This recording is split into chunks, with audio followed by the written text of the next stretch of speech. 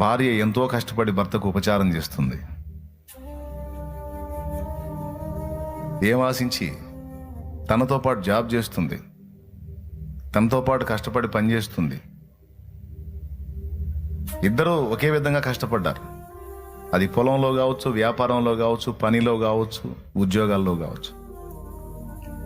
ఇంటికి వచ్చిన తర్వాత అతను రెస్ట్ తీసుకుంటామంటే మళ్ళీ వెట్టి చాకిరి ఆమెకి స్టార్ట్ అయింది. నువ్వు కష్టపడ్డావు, నేను కష్టపడ్డా, నేను ఎందుకు చేయాలి, నేను కూడా కూర్చుంటానని భార్య అనదు. ఇంటికి రాగానే తను వెంటనే నీళ్లు కాబట్టి నీళ్లు పోసుకోండి అని పిలుస్తుంది. స్నానానికి నీళ్లు తోడుతుంది, ఆహారం రెడీ చేస్తుంది, పిల్లలకు పెట్టుకుంటుంది, నీకు రెడీ చేసేది. వాస్తవంగా మగవాడికి ఒకటే చాకిరి అయితే ఆడదానికి 2 చాకిరీలు. ఒకటి నీతో పాటు కష్టపడి పని చేయగలిగింది, 2 ఇంటికి వచ్చి మళ్ళీ పని చేసింది, నీకు నీ పిల్లలకి వెట్టి చాకిరి చేసింది. ఎందుకు ఈ తపన, ఎందుకు ఇంత కష్టం అంటే ఆ హృదయంలో ఉన్న ఆరాటం ఏంటో తెలుసా?